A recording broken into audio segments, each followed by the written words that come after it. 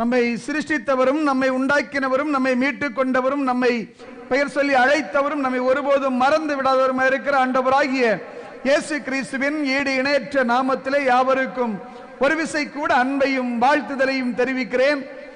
நான் பிரசங்கிக்கிற என் இயேசு ஜீவனுள்ளவர் என்பதை நான் விசுவாசிக்கிறேன். விசுவாசிக்கிற கர்த்தருடைய பிள்ளைகள் கரம் உயர்த்தி ஒரு அல்லேலூயா சொல்லுங்க பார்க்கலாம். கர்த்தர் நம்மை நினைத்திருக்கிறார், அவர் நம்மை ஆசீர்வதிப்பார். ஒரு அல்லேலூயா கூட சொல்லுங்க, கரம் உயர்த்தி சொல்லுங்க ஹல்லேலூயா. சந்தோஷமா இருக்கிறீங்களா? சந்தோஷமா இருக்கிறீங்களா?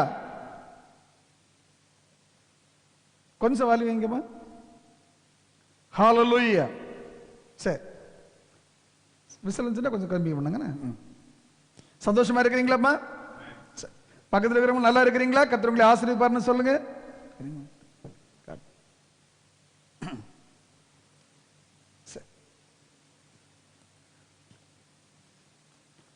விரல் விட்டு எண்ணக்கூடிய சிலரே இருக்கிறீர்கள். அநேகர் ஏன் வரவில்லை என்பது தெரியவில்லை. ஒருவேளை நீங்கள் கூட்டிக் கொண்டு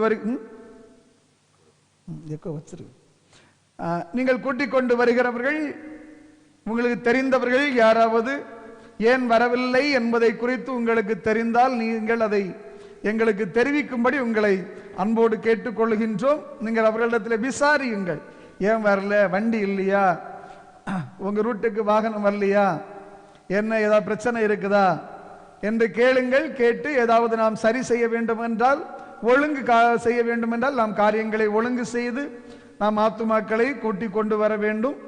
ஆகவே நீங்கள் தெரிந்தவர்களிடத்தில் விசாரித்து பாருங்கள். ஒருவேளை ஏதாவது இடங்களுக்கு வாகனங்கள் செல்ல வேண்டும் என்றால் நாம் வருகின்ற நாட்களிலே அதையும் நாம் முடிந்த அளவு ஒழுங்குபடுத்தலாம். ஆகவே நீங்கள் அவைகளை விசாரித்து தெரிவிக்கும்படி உங்களை அன்போடு கேட்டுக்கொள்கிறேன். கரம் உயர்த்தி ஒரு அல்லேலூயா சொல்லுங்க பார்க்கலாம். கர்த்தர் உங்களை ஆசீர்வதிப்பாராக. இந்த நாளிலே நாம் சற்று நேரம் கர்த்தருடைய வார்த்தைகளுக்கு நேராக நாம் நம்முடைய கவனத்தை திருப்ப போகிறோம். சென்ற வாரத்திலே தியானித்த அதே வசனத்தின் அடிப்படையிலே நாம் தொடர்ந்து கர்த்தருடைய வார்த்தைகளை தியானிக்க இருக்கிறோம். கர்த்தர் நமக்கு உதவி செய்வாராக. 1 சாமுவேல் 2வது அதிகாரம் 8வது வசனத்தை நாம் படிக்க கேட்கலாம். 1 சாமுவேல் 2வது அதிகாரம் அதனுடைய 8வது வசனம். அவர் சிறியவனை புழுதியிலிருந்து எடுத்து எளியவனை குப்பையிலிருந்து உயர்த்துகிறார். அவர்களை பிரபுக்களோட உட்காரவும் மகிமையுள்ள சிங்காசனத்தை சுதந்தரிக்கவும் பண்ணுகிறார். சிறியவனை அவர் புழுதியிலிருந்து எடுத்து எளியவனை குப்பையிலிருந்து உயர்த்துகிறவர் நம்முடைய தேவன். கரம் உயர்த்துற அல்லேலூயா சொல்லுங்க பார்க்கலாம். ஆகவே நம்முடைய சூழ்நிலைகள் எதுவாக இருந்தாலும், நாம் இப்போது இருக்கிற நிலைமைகள் எதுவாக இருந்தாலும், இந்த நிலைமையிலிருந்து கர்த்தர் நம்மை எடுத்து உயர்ந்த இடத்திற்கு கொண்டு செல்வதற்கு அவர் வல்லமை உள்ள தெய்வமாக இருக்கிறார். ஆமென். ஆகவே அந்த தெய்வத்தின் அந்த வல்லமைகளை குறித்து, குப்பையில் இருந்து புழுதியிலிருந்து ஒருவனை எடுத்து பிரபுக்களோடு அவர் எப்படி உட்கார பண்ணுகிறார், மேன்மையான இடத்திற்கு அவனை எப்படி கொண்டு செல்லுகிறார் என்கிறது மொர்தெகாயுடைய வாழ்க்கையிலிருந்து நாம் சென்ற வாரத்திலே நாம் தியானிக்க ஆரம்பித்தோம். அந்த நேரத்தில் நாம் சொன்னோம், மொர்தெகாய் ராஜாவிற்கு அடுத்த இடத்திலே இருந்தார். ஆனால் எந்த இடத்திலிருந்து கர்த்தர் அவரை கொண்டு சென்றார் என்று நாம் தியானித்த வேளையிலே அவருடைய குடும்பம் இஸ்ரவேல் கோத்திரங்களிலேயே சிறிய குடும்பம் என்று பார்த்தோம். அப்படித்தானே? அந்த கோத்திரம் இஸ்ரவேல் கோத்திரத்திலேயே சிறிய கோத்திரம் என்று பார்த்தோம். கோத்திரத்துக்கு பேர் என்னம்மா? என்ன பேரு? பென்யமீன். பென்யமீன் கோத்திரத்தை சேர்ந்தவன் மொர்தெகாய். பென்யமீன் கோத்திரம் என்றால் அது அந்த கோத்திரங்களிலேயே சிறியதுன்னு பார்த்தோம். அந்த பென்யமீன் கோத்திரத்தை கர்த்தர் சிறிதா இருந்தாலும் உயர்த்துகிறதற்கு ஒரு காரணம் உண்டு. ஒரு அல்லேலூயா சொல்லுங்க பார்க்கலாம். சத்தமா சொல்லுங்க பார்க்கலாம். கோத்திரம் எப்படிப்பட்டதுதான்? சின்னது. கோத்திரம் சின்னதுதான். ஆமென். குடும்பத்தில் நாங்களாம் சின்னவங்க. ஆமென். எங்க உறவினர்களே வேண்டாம், நாங்க தான் வசதி இல்லாதவங்க. பாருங்க, நல்ல கவனிங்க. பென்யமீன் கோத்திரத்தார் அவங்க சொந்தக்காரங்களில உற்றார் உறவினர்கள் எல்லார காட்டிலும் சின்ன கோத்திரம் தான். ஆமென். வசதி குறைஞ்ச கோத்திரம் தான். ஆனா அப்படி சிறிய கோத்திரமாக இருந்தாலும் மற்றவர்களால் ஏறெடுத்து பார்க்க முடியாத ஒரு சின்ன கோத்திரமா இருந்தாலும், மற்றவர்கள் கவனிக்கக்கூடிய விதத்திலே இல்லாத ஒரு சிறிய கோத்திரமா இருந்தாலும், பென்யமீன் கோத்திரத்தாரை கர்த்தர் உயர்த்த காரணம் என்னவென்றால், பென்யமீன் கோத்திரத்தாரை குறித்து வேதம் இப்படியாக சொல்லுகிறது. உபாகமம் 33வது அதிகாரம், உபாகமம் 33வது அதிகாரம் 12வது வசனம். உபாகமம் 33:12. பென்யமீனை குறித்து கர்த்தருக்கு பிரியமானவன். கரம் உயர்த்தி ஒரு அல்லேலூயா சொல்லுங்க பார்க்கலாம். ஹalleluya. பிரதர், கோத்திரம் சின்னதுதான் பிரதர். குடும்பத்திலேயே இவங்க கோத்திரம் சின்னதுதான். ஆனா கர்த்தர் அவன் குடும்பம் சின்னதா, அவன் கோத்திரம் சின்னதா, அவனுக்கு படிப்பு இருக்குதா, அவனுக்கு வசதி இருக்குதா, அவனுக்கு பதவி இருக்குதா, அவனுக்கு எக்ஸ்பீரியன்ஸ் இருக்குதான்னு கர்த்தர் பார்க்கல. ஒரு அல்லேலூயா சொல்லுங்க பார்க்கலாம். அவர் பார்த்தாரு, என் பிள்ளை ஒருவேளை அவன் குடும்பத்தாரில் ஒரு சின்னவனா இருக்கலாம், ஆமென், வசதி குறைஞ்சவனா இருக்கலாம், இன்னைக்கு அவன நிலைமை எளியதா இருக்கலாம், ஆனா பென்யமீன் கோத்திரத்தார் கர்த்தருக்கு பிரியமானவர்கள். ஒரு அல்லேலூயா சொல்லுங்க பார்க்கலாம். ஹalleluya. பிரதர், சிஸ்டர், நல்லா கவனிங்க. கர்த்தர் நம்மிடத்திலே பார்க்கிறது, என் பிள்ளை எனக்கு பிரியமா இருக்கிறானா, ஆமென். என் பிள்ளையுடைய கோத்திரம் என்னன்னு எல்லாம் அவர் பார்க்கிறது. என் பிள்ளைக்கு வசதி இருக்குதான் இல்ல அவர் பார்க்கிறது, ஆமென். என் பிள்ளைக்கு குடும்பத்தாருக்கு படிப்பு இருக்குதான் அவர் பார்க்கிறது. அவர் பார்க்கிறது, என் பிள்ளை எனக்கு பிரியமானா இருந்தா அவனை எந்த நிலைமைக்கும் கர்த்தர் கொண்டு செல்வார். ஒரு அல்லேலூயா சொல்லுங்க பார்க்கலாம். அப்ப என்ன அன்பு கர்த்தருடைய பிள்ளைகளே, நாம் நம்முடைய நிலைமைகளை குறித்து நாம் மனம் சோர்ந்து போய்விடக் கூடாது. நம்முடைய சூழ்நிலைகளை குறித்து நினைத்து நாம் சோர்ந்து போயிடக்கூடாது. ஒண்ணு நினைக்கணும், நம்ம எந்த குப்பையில இருந்தாலும் சரி, எப்படிப்பட்ட எளிமையானவர் இருந்தாலும் சரி, பென்யமீன் கோத்திரத்தார் கர்த்தருக்கு பிரியமானவர்கள். ஒரு அல்லேலூயா சொல்லுங்க பார்க்கலாம். ஹalleluya. அது மாத்திரமல்ல, வேதம் சொல்கிறது, அவரோட சுகமாய் தங்கி இருப்பான். அப்ப இவங்க தங்கி இருக்கிறது யாருக்கு கூட?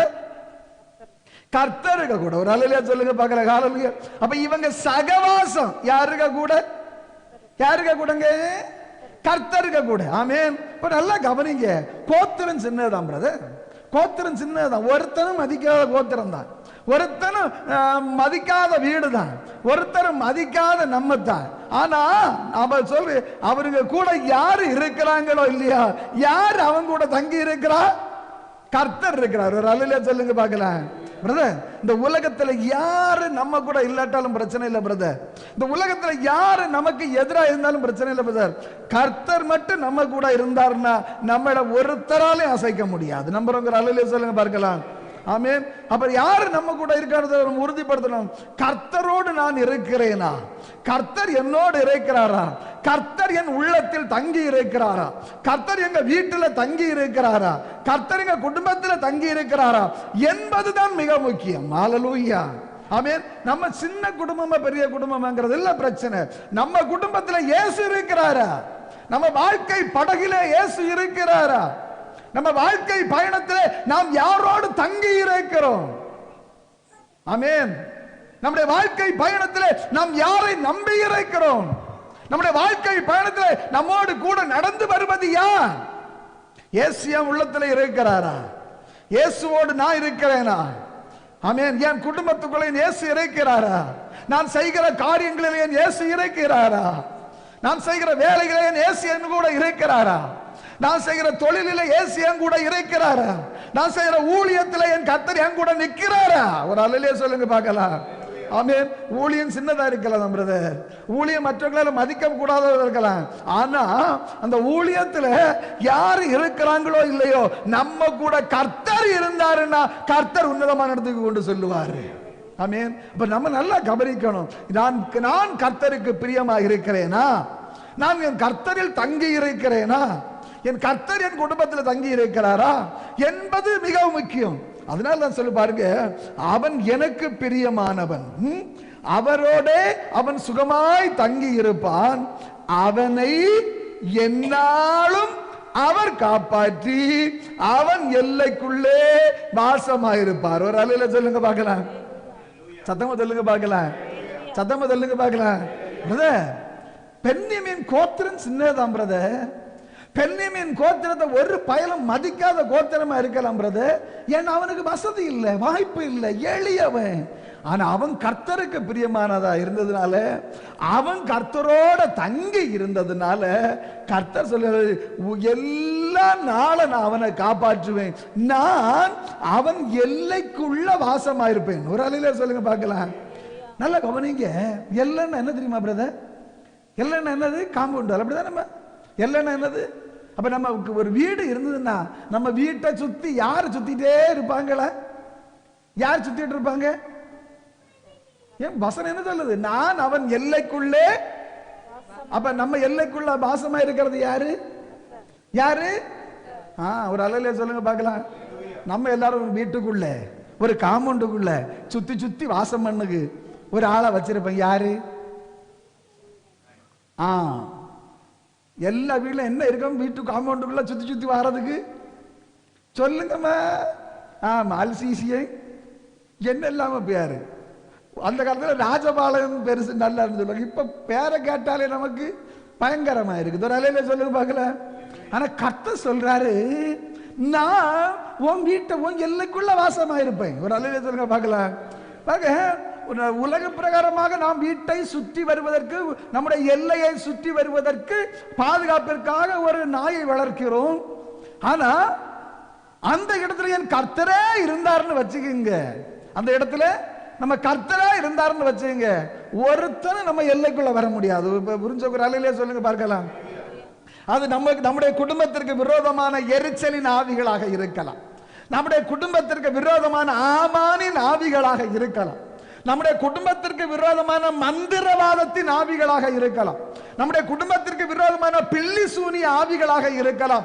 எந்த ஆவியா இருந்தாலும் என் கர்த்தர் நம்முடைய எல்லைக்குள் வருவார், இருப்பார் என்றால் ஒன்னும் வர முடியாது. ஒரு அலையிலே சொல்லுங்க பார்க்கலாம். சத்தமா சொல்லுங்க பார்க்கலாம். சத்தமா சொல்லுங்க பார்க்கலாம்.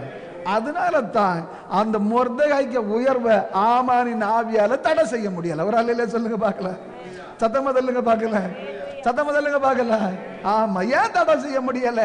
கர்த்தரை சொல்லுகிறார், பென்யமீன் கோத்திரம்னா எனக்கு பிரியமாவன், என் கூட தங்கி இருக்கிறவன், அதனால அவன் எல்லையை சுத்தி நான் வாசமா இருக்கிறேன். ஹல்லேலூயா. அதனால அவனுக்கு எவ்வளவு தடை வந்தது பாத்தீங்களா? எவ்வளவு தடை வந்தது. மொர்தெகாய் அந்த இடத்திலிருந்து உன்னதமான இடத்துக்கு செல்வதற்கு எவ்வளவு தடை வந்தது. தடுக்க முடிஞ்சுதாமா? தடுக்க முடிஞ்சுதா? ஒரு கொம்பனால் தடுக்க முடிஞ்சுதா? முடியல. ஒரு அலையில சொல்லுங்க பார்க்கலாம். ராஜாவுக்கு மனசே கத்தர் மாத்திட்டாரா இல்லையா? ராஜாவுக்கு மனசே கத்தர் மாத்தினாரா இல்லையா? ஏன்? கர்த்தரே சொல்லியிருக்கிறாரு, அவன் எல்லைக்குள்ள, அவன் எந்த இடத்தை போனாலும் சரி, அவனுடைய காம்பவுண்டுக்குள்ள, அவனுடைய பவுண்டரிக்குள்ள நான் இருப்பேன். ஆமென். இப்ப நம்ம எல்லாம் நம்ம நினைக்கணும், தகப்பனே என் குடும்பமாகி எல்லைக்குள்ள நீங்க இருக்கணும் ஆண்டவரே. ஆமென். நாம் வேலை செய்யற இடத்துல, நாங்க வேலை செய்யற இடத்துல பல விதமான எரிச்சலின் ஆவிகள், பலவிதமான பொறாமையின் ஆவிகள், நான் வேலை செய்யற இடத்துல என்ன சுத்தி நீங்க இருக்கணும் ஆண்டவரே. நான் என்னுடைய ஊழியத்தில் என் கர்த்தர் என் எல்லையை சுற்றி பாதுகாக்கணும் ஆண்டவரே. என் பிள்ளைகள் போகிற இடங்களிலே பிள்ளைகளை எல்லையை நீ பாதுகாக்கணும் ஆண்டவரே. என் பிள்ளைகள் இருக்கிற இடங்களிலே என் கர்த்தர் அவருடைய எல்லைக்குள்ள நீங்க இருக்கணும் ஆண்டவரே. ஒரு அலையிலே சொல்லுங்க பார்க்கலாம். சத்தமா சொல்லுங்க பார்க்கலாம்.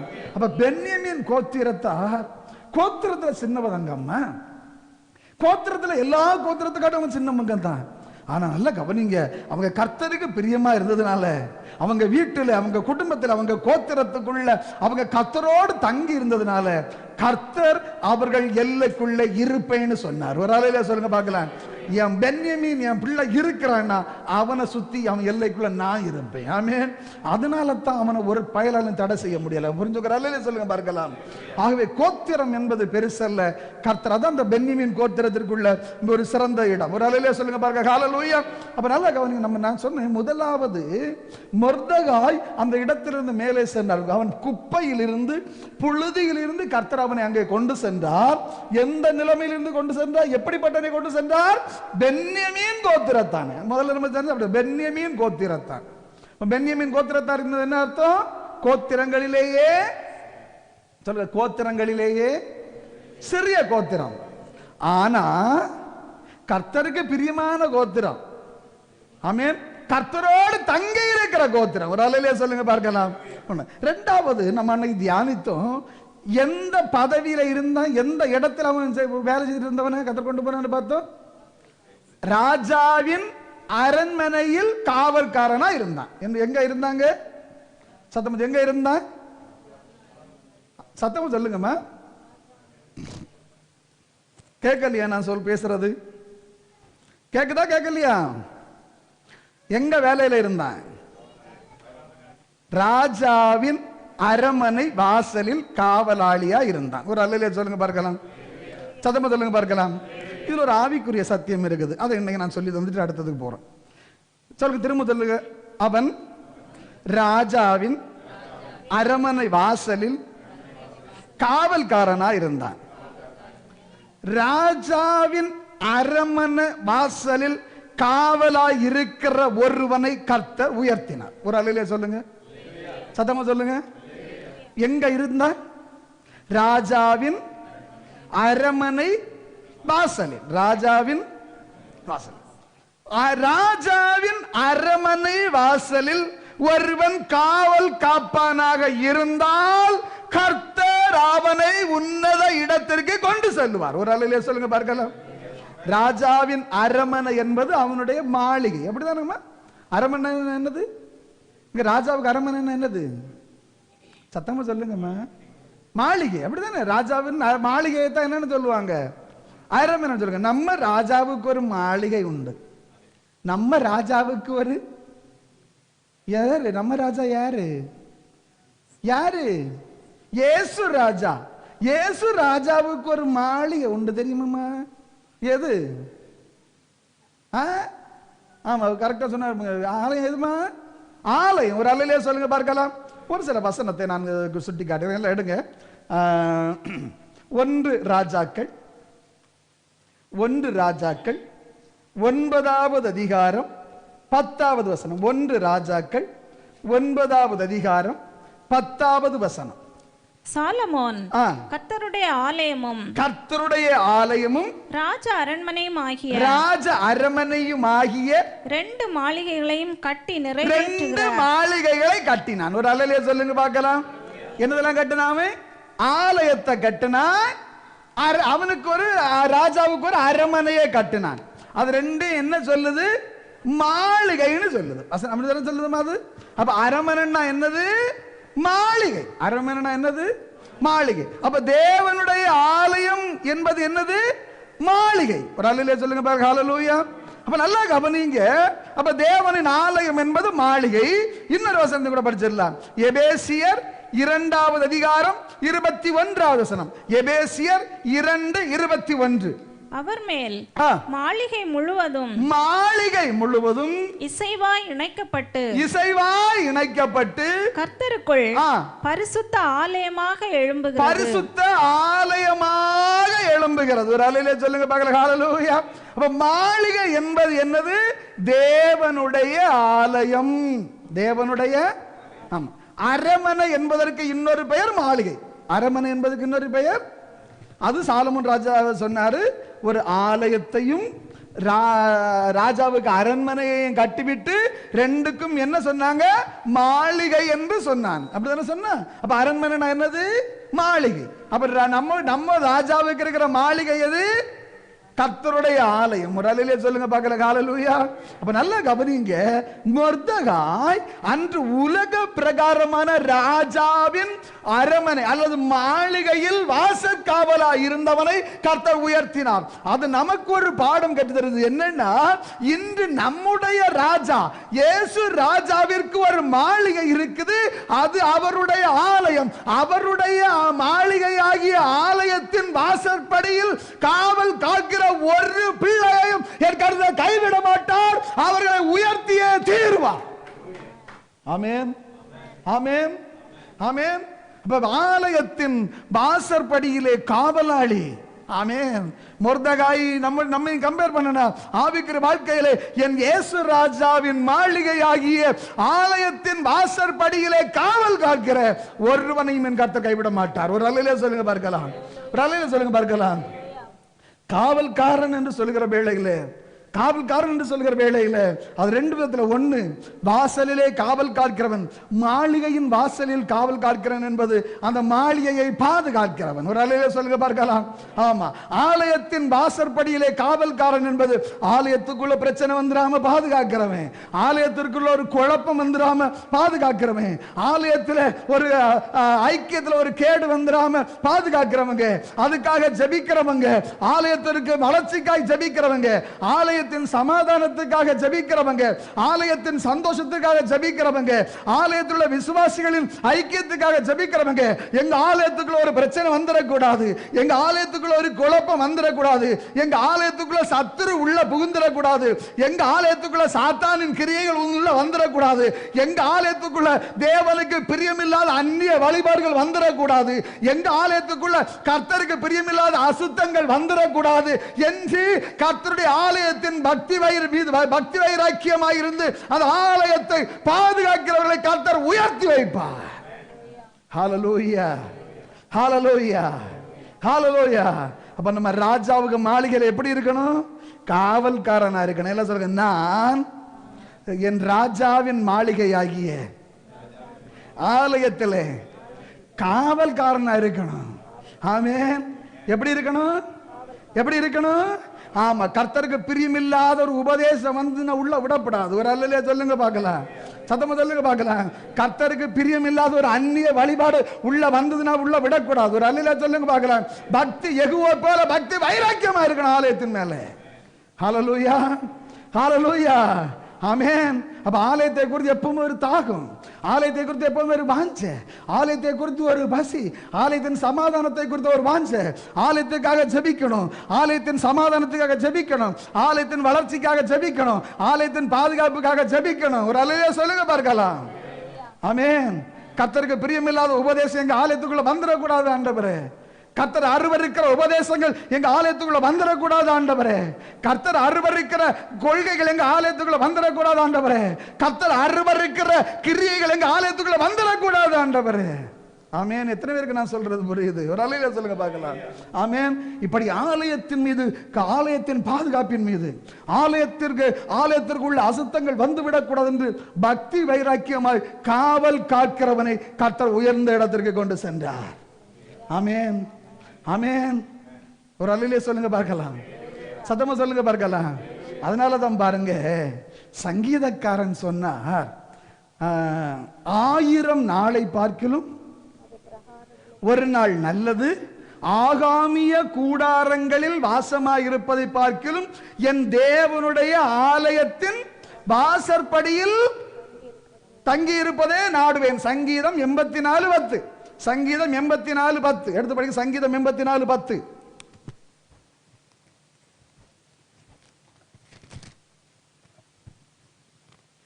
சங்கீதம் 84:10. 1000 நாளை பார்க்கிலும் உமது பிரகாரங்களில் செல்லும்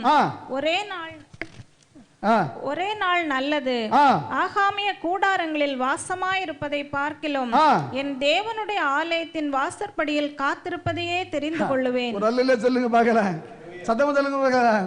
சங்கீதக்காரன் சொன்னான், என் தேவனுடைய ஆலயத்தின் வாசப்படியில் இருப்பதையே ஆமென் என்ன செய்வேன்? தெரிந்து கொள்வேன். ஒரு அல்லையில சொல்லுங்க பார்க்கலாம். அப்ப நம்ம என்ன செய்யணும்? மாளிகைக்கு, ராஜாவின் மாளிகையில காவல்காரனா இருக்கணும். ஒரு அல்லையில சொல்லுங்க பார்க்கலாம். அதான் பெர்க்மன் பாடின, ராஜாவும் மாளிகையில் ராப்பகலாய் அமர்ந்திருப்பேன், ஆமென், துதித்து மகிழ்ந்திருப்பேன், துயரம் மறந்திருப்பேன். ஒரு அல்லையில சொல்லுங்க பார்க்கலாம். ஆமென். பாடலாமா? ராஜாவும் மாளிகையில் ராப்பகலாய் அமர்ந்திருப்பேன், இயேசு ராஜாவும் மாளிகையில் ராப்பகலாய் அமர்ந்திருப்பேன், துதித்து மகிழ்ந்திருப்பேன், துயரம் மறந்திருப்பேன், உம்மை துதித்து மகிழ்ந்திருப்பேன், துயரம் மறந்திருப்பேன்.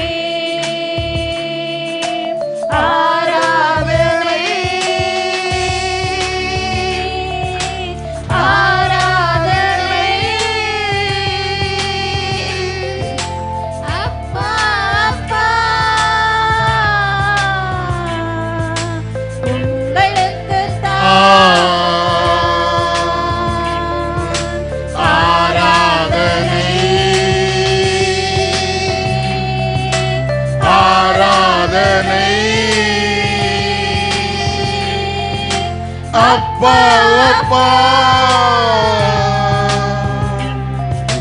உங்களுக்கு தான்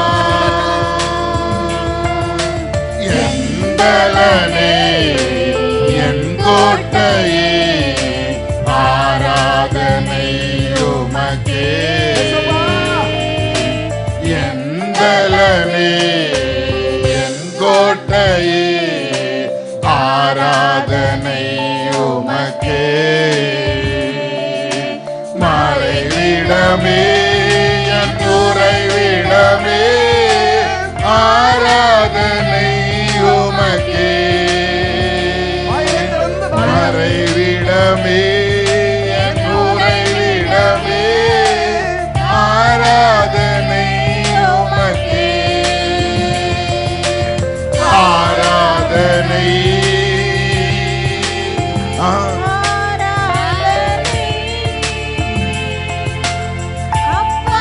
அப்பா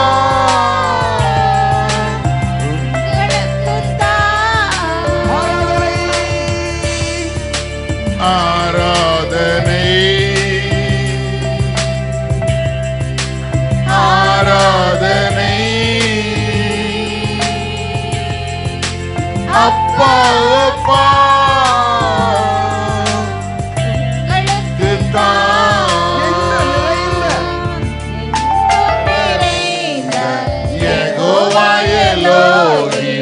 ஆராதனை உமக்கே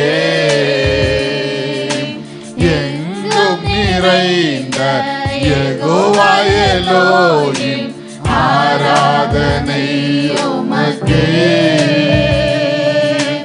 எங்கள் நீதியே யெகோவா சிக்கேனோ ஆராதனை உமக்கே எங்கள் நீதியே யெகோவா சிக்கேனோ ஆராதனை உமக்கே ஆராதனை ஆராதனை அப்பா அப்பா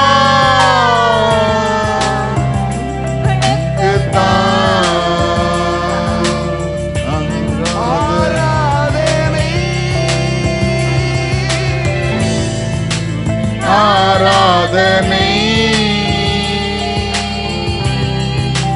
அப்பா அப்பா உங்களுக்கு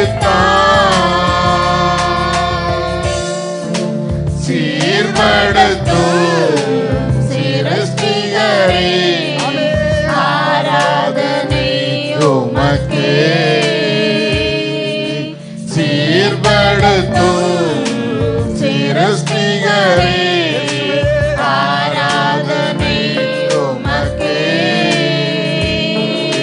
ஸ்திரப்படுத்தோ துணையாளரே ஆராதனை உமக்கே ஸ்திரப்படுத்தோ துணையாளரே ஆராதனை உமக்கே ஆராதனை ஆராதனை அப்பா அப்பா உங்களுக்கு ஆராதனை ஆராதனை அப்பா அப்பா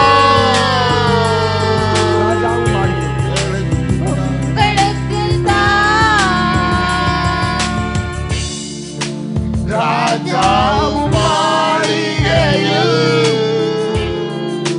ராப்பகலாய் அமர்ந்திருப்பேன். ராஜாவும் மாளிகையில் ராப்பகலாய் அமர்ந்திருப்பேன்.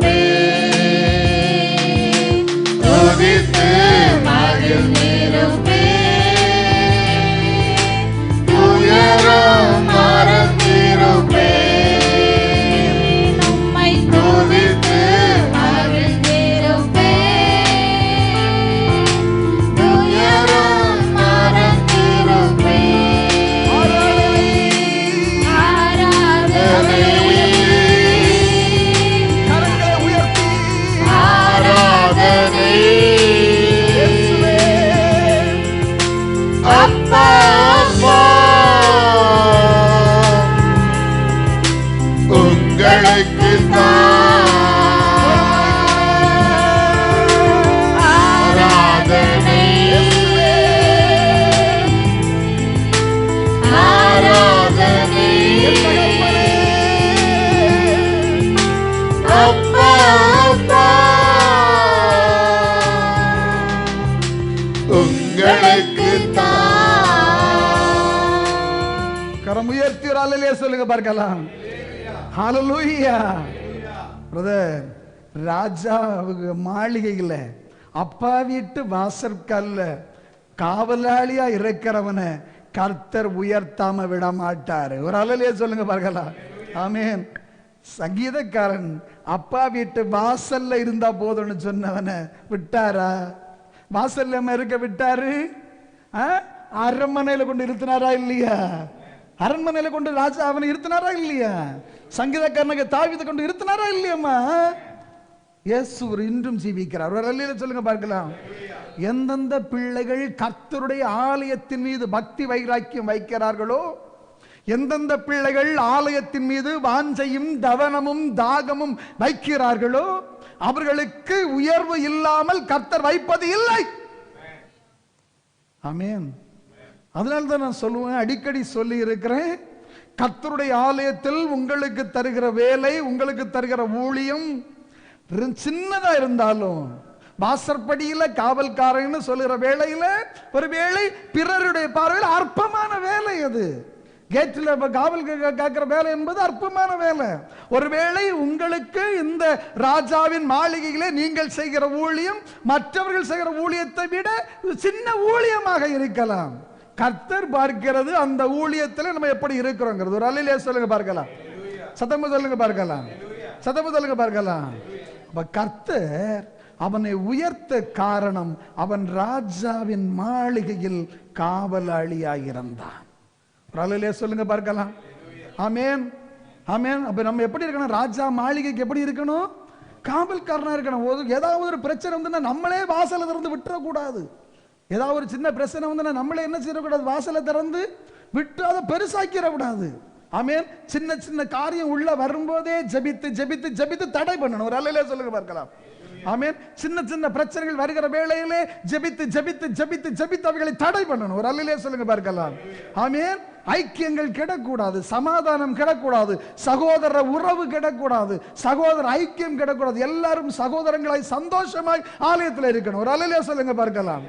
யாரும் யாருக்கு விரோதமாகவும் தேவையில்லாம காரியங்களை பேசி, தேவையில்லாத காரியங்களை சொல்லி, தேவையில்லாம காரியங்களை கொண்டு வந்து சபையினுடைய சமாதானத்தை கெடுக்க நாம் காரணமாக இருந்தால் வாசல் காவலாளி அல்ல, வாசல் காவலாளி காவலை உடைக்கிறவனா மாறுகிறோம். அல்லேலூயா சொல்லுங்க பார்க்கலாம். சத்தமா சொல்லுங்க பார்க்கலாம். என் அன்பு கர்த்தருடைய பிள்ளைகளே, அவனை கர்த்தர் உயர்த்த காரணம் அவன் ராஜ மாளிகையில் காவலாளியாக இருந்தார். நாமும் நம்முடைய அப்பாவாகிய, நம்முடைய ராஜாதி ராஜாவாகிய இயேசு கிறிஸ்துவின் மாளிகையாகிய ஆலயத்திலே காவலாளனாய் இருக்க வேண்டும். கரம் உயர்த்துறாலே சொல்லுங்க பார்க்கலாம். பாருங்க, அடுத்ததாக நம்ம தியானிச்சோம், அவனுடைய இந்த உயர்வுக்கு காரணம் யார் மூலமாய், யாருனால கிடைச்சுன்னு பார்த்தோம்? எஸ்தர்னால. மொர்தகாய்க்கு இந்த உயர்வு எதனால கிடைச்சுன்னு பார்த்தோம்? எஸ்தரால கிடைச்சுன்னு பார்த்தோம். அது அந்த எஸ்தரால இந்த இவனுக்கு இந்த மேன்மை கிடைப்பதற்காய் இவன் என்ன செய்தான் என்று நாம் தியானித்தோம். எஸ்தரை என்ன செய்தான்? மறந்துட்டீங்களா? படிங்க அந்த வசனத்தை. எஸ்தர் 2:11. எஸ்தர் 2:11. எஸ்தருடைய சுக செய்தியையும் அவளுக்கு நடக்கும் காரியத்தையும் அறிய மொர்தெகாய் நாடோறும் கன்னி மாடத்து முற்றத்துக்கு முன்பாக உலாவுவான். கன்னி மாடத்துக்கு முற்றத்துக்கு முன்பாக உலாவுவான். எதுக்கு? ரெண்டு. ஒன்னு, அவ சுக செய்தியை கேட்கணும். ரெண்டாவது, அவளுக்கு நடக்கும் காரியத்தை அறியணும். நல்ல கவனிங்க இந்த இடத்துல. ஒன்னு, நல்ல அவன் அவளுடைய சுக செய்தி, நல்ல என் பிள்ளை நல்லா இருக்குதா, என் பிள்ளையுடைய நல்ல ஆரோக்கியமா இருக்குதான்னு சுக செய்தியை விசாரிக்கவும், அவளுக்கு நடக்கும் காரியம். அது ஏன் அப்படி போட்டிருக்கா? எந்த சூழ்நிலையிலன்னா, இப்ப ராஜாவுக்கு வஸ்திக்கு பிறகு அந்த தேசத்து ராஜாவுக்கு ஒரு மணவாட்டி தேவை. ராஜாவுக்கு ஒரு மணவாட்டி தேவை. பெண்ணு தேடுறாங்க. ராஜாவுக்கு என்ன செய்யறாங்க? பெண்ணு தேடுறாங்க. அப்ப பெண்ணு தேடி இந்த தேசத்துல உள்ள நல்ல விருப்பமுள்ள எல்லா ஸ்திரீகளையும் கொண்டு சொல்லியிருக்கு. அதெல்லாம் பார்த்துக்கிட்டு அழகுள்ள ஒருத்திங்களை ராஜா என்ன பண்ணுவாரு? செலக்ட் பண்ணுவார். இப்ப அந்த செலக்ஷன் ப்ராசஸ் நடந்துட்டு இருக்கு. இன்டர்வியூக்கு ப்ராசஸ் நடந்துட்டு இருக்குது.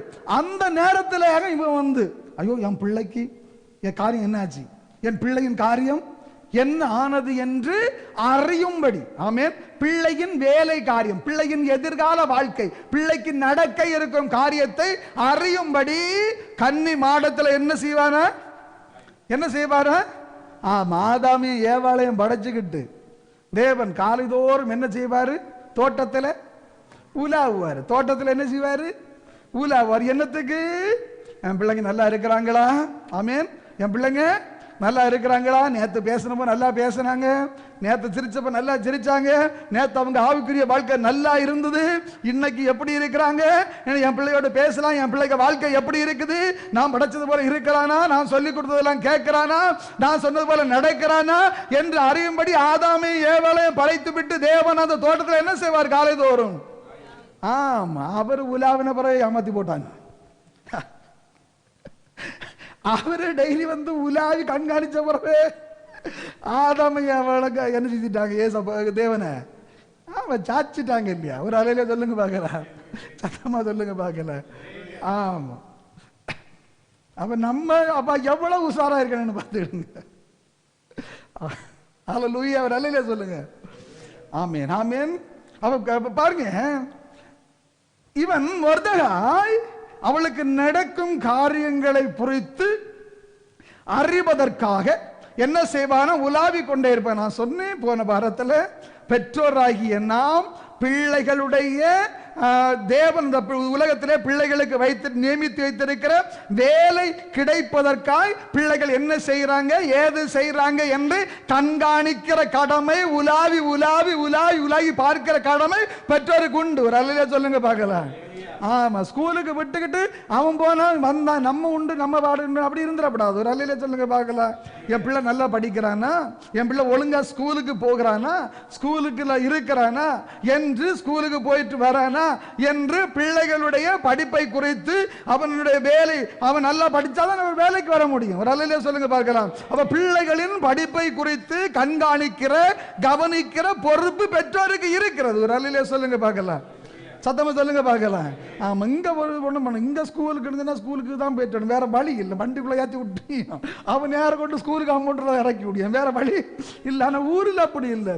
ஸ்கூலுக்கு போறேன்னு சொல்லிட்டு பிள்ளை எங்க போவான்? பீச்சுக்கா?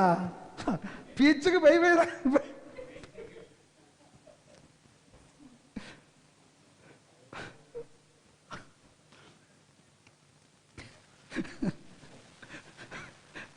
சொல்லுங்க பார்க்கல.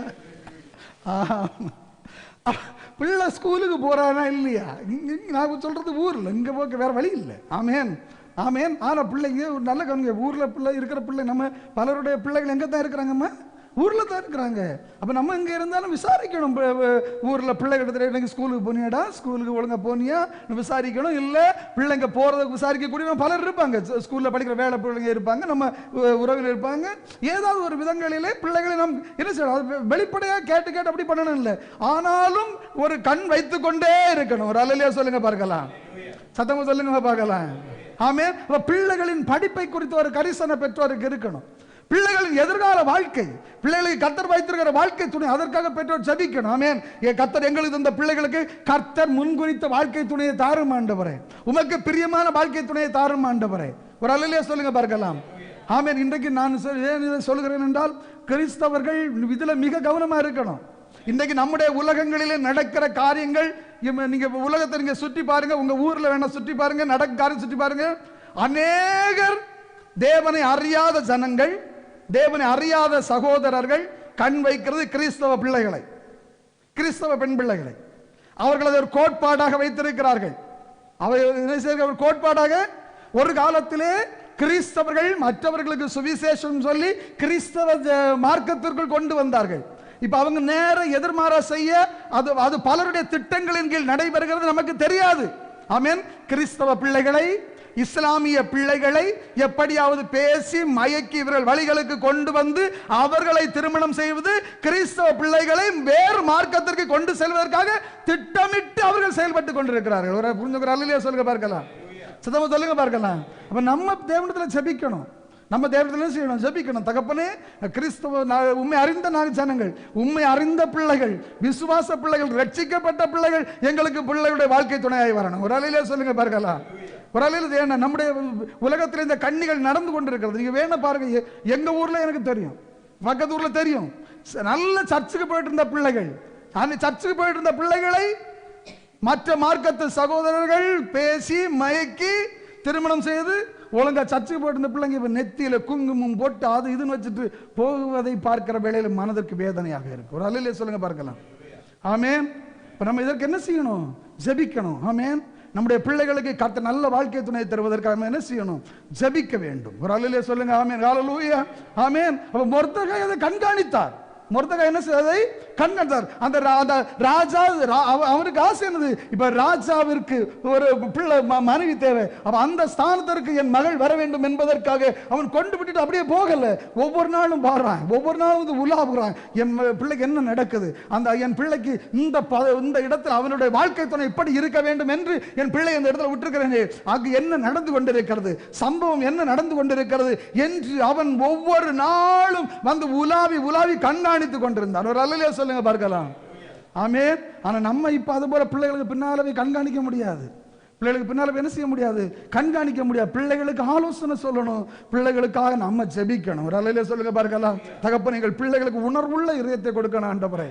எங்கள் பிள்ளைகளுக்கு அதற்கு உணர்வுள்ள இதயம் கொடு. நான் தேவனை அறிந்த பிள்ளை, நான் தேவனை அறிந்த பிள்ளை, நான் ரட்சிக்கப்பட்ட பிள்ளை, என்னுடைய பெற்றோர் தேவனை அறிந்தவர்கள், எங்கள் குடும்பம் தேவனை அறிந்த குடும்பம், அந்நிய வழிபாடுகளுக்குள்ள நாங்கள் செல்லக்கூடாது என்கிற உணர்வை கர்த்தர் நம்முடைய பிள்ளைகளுடைய இருதயங்களில் வைக்க வேண்டும். புரிஞ்சவங்க அல்லையிலே சொல்லுங்க பார்க்கலாம். ஹல்லேலூயா. அப்ப நம்ம அதற்காக ஜெபிக்கணும். ஆமென். அப்ப மொர்தெகாய் அதை குறித்து கண்காணித்தார். மூன்றாவதாக மொர்தெகாய் தன்னுடைய பிள்ளையை ஆவிக்குரிய விதத்தில் நல்லபடியாய் வளர்த்தார். ஒரு அல்லையிலே சொல்லுங்க பார்க்கலாம். சதமும் சொல்லுங்க பார்க்கலாம். நல்ல விதத்தில் ஆவிக்குரிய விதத்தில் என்ன செய்தார்? பிள்ளையை வளர்த்தார். பாருங்க, நீங்க ஒரு வசனத்தை நம்ம படிக்க கேட்கலாம். எஸ்தரின் புஸ்தகம் 2வது அதிகாரம் 7வது வசனம். எஸ்தர் 2:7. அவன் சிறிய தகப்பன் குமாரத்தியாகிய எஸ்தர் என்னும் அத்சாளை வளர்த்தான். எஸ்தர் என்னும் அத்சாளை என்ன செய்தான்? வளர்த்தான். வளர்த்தான். யாரை வளர்த்தான்? எஸ்தர் என்னும் அத்சாள். அப்ப எத்தனை பேருமாங்க? ஒரு ஆளு தான். ஒரு பேரத்துல 2. அப்ப எத்தனை பேரை வளர்த்தான்? ஒரு ஆளை வளர்த்தான். ஆனால் அவளுக்கு 2 பெயர் கொடுக்கப்பட்டிருக்கு. அப்படின்னா 2 குணம் உள்ள விதத்திலே ஒருத்தியை வளர்த்தான். ஒரு ஆளிலே சொல்லுங்க பார்க்கலாம். சதமா சொல்லுங்க பார்க்கலாம். அந்த இடத்தில் நாம் கவனிக்க வேண்டியது, இந்த மொர்தெகாய் அந்த உன்னத நிலைமைக்கு வர்றதுக்கு இந்த எஸ்தர் காரணம். எஸ்தர் காரணம். ஆனால் அந்த எஸ்தர் மூலமா இது இவனுக்கு கிடைக்கணும்னா எஸ்தரை அவன் எப்படி வளர்த்தான்? எஸ்தரை அவன் எப்படி வளர்த்தான்? எஸ்தர் என்பவள், முதல்ல நான் எஸ்தருக்கு வரேன். எஸ்தர் என்பவள் ராஜாவின் மணவாட்டி. எஸ்தர் என்பவள் ராஜாவின் மணவாட்டி. ராஜாவின் மணவாட்டி. அப்போ தன்னுடைய வீட்டிலே ஒரு பிள்ளையை, என் பிள்ளை ராஜாவின் மணவாட்டியாய் வர வேண்டும். ஆமென். அப்ப இவன் வளர்க்கிற விதம் எப்படி? என் பிள்ளை எப்படி இருக்கணும்? ராஜாவின் மணவாட்டியாய் இருக்க வேண்டும் என்று வளர்த்தான். ஒரு அல்லேலூயா சொல்லுங்க பார்க்கலாம். ஹல்லேலூயா சொல்லுங்க. எஸ்தரை வளர்த்தான். சொல்லுங்க, எஸ்தரை வளர்த்தான். எஸ்தர் யாரு? ராஜாவின் மணவாட்டி. அப்ப எஸ்தரை வளர்த்தான் என்று சொல்லுங்க. எப்படி சொல்லலாம்? ராஜாவின் மணவாட்டியை வீட்டிலே வளர்த்தான். ஒரு அல்லேலூயா சொல்லுங்க பார்க்கலாம். சத்தமா சொல்லுங்க பார்க்கலாம். அர்த்தம் என்ன தெரியுமா பிரதர்? நம்ம வீட்டில் வளர்கிற பிள்ளைங்க நம்முடைய ராஜாவின் மணவாட்டியாய் பரிசுத்தமாய் வாழக்கூடிய விதத்திலே நாம் வளர்க்க வேண்டும். ஒரு அல்லேலூயா சொல்லுங்க பார்க்கலாம். ஹல்லேலூயா. அப்ப எஸ்தரை வளர்த்தான் என்றால் ராஜாவின் மணவாட்டியாய் நம்முடைய பிள்ளைகள் ராஜாவிற்கு வருகிற வேளையிலே ராஜாவை எதிர்கொண்டு செல்கிற மணவாட்டிகளாய் நம்முடைய பிள்ளைகளை நாம் வீடுகளிலே வளர்க்க வேண்டும். ஆமென். புரிஞ்சுக்கிறீங்களா? சொல்லுங்க பார்க்கலாம். ஆமென். நம்முடைய ராஜாவின் மனவாட்டியாய் நம்முடைய ராஜாதி ராஜா இந்த உலகத்திலே வரப்போகிறார். அவர் வருகிற வேளையிலே, அவர் மேகத்திலே, அவர் ஆகாயத்திலே வருகிற வேளையிலே நம்முடைய பிள்ளைகள் ராஜாவின் மனவாட்டிகளாய் அவருக்கு எதிர்கொண்டு போகக்கூடிய விதத்திலே நாம் நம்முடைய பிள்ளைகளை எஸ்தராக வளர்க்க வேண்டும். அல்லேலூயா சொல்லுங்க பார்க்கலாம். ஆமென். அப்ப எஸ்தரை வளர்த்தான் என்றால் ராஜாவின் மனவாட்டியை வளர்த்தான். நம்முடைய பிள்ளைகளுக்கு ராஜாவை குறித்து சொல்லணும். நம்முடைய பிள்ளைகள் அதான் நம்முடைய பிள்ளைகள் ஒழுங்கு ஆலயத்துக்கு கூட்டிட்டு வரணும்னு சொல்றது. ஒரு அல்லேலூயா சொல்லுங்க பார்க்கலாம்.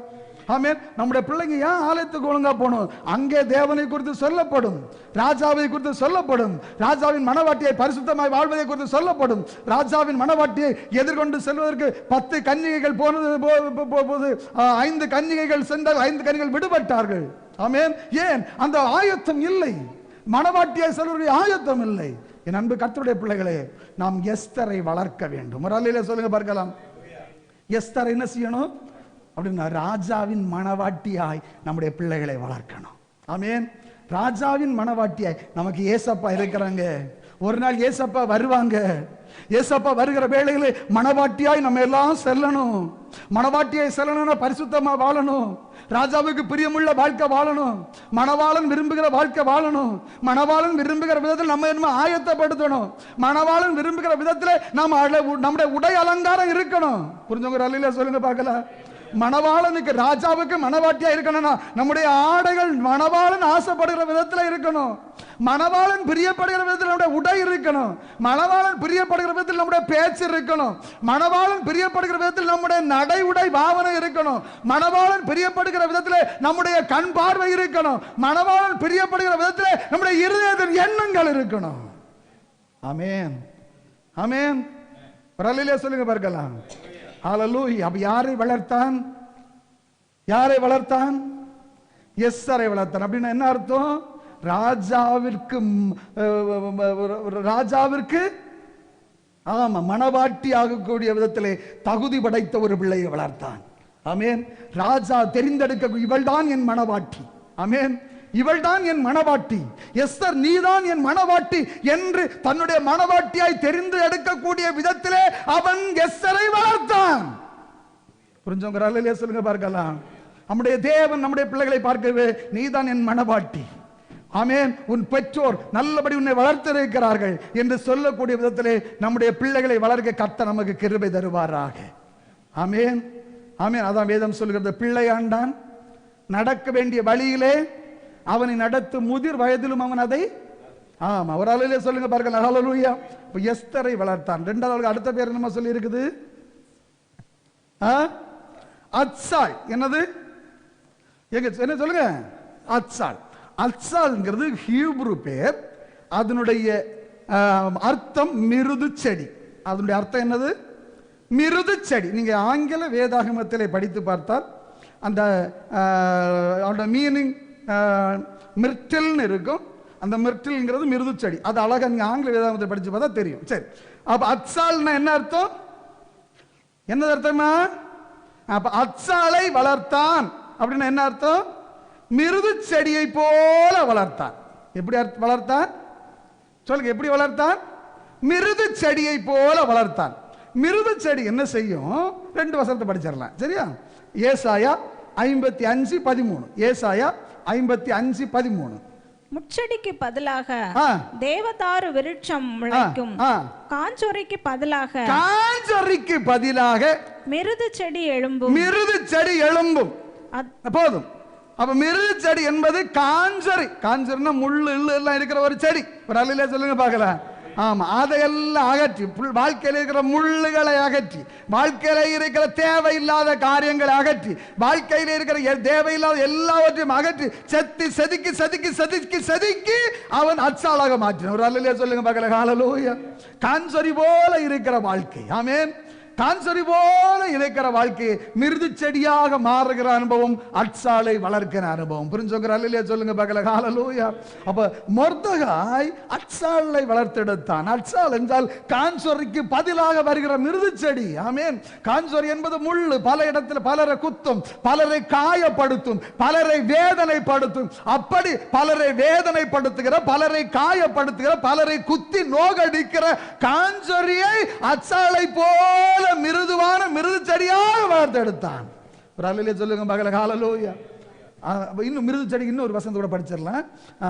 சகரியா 1:11. சகரியா 1:11.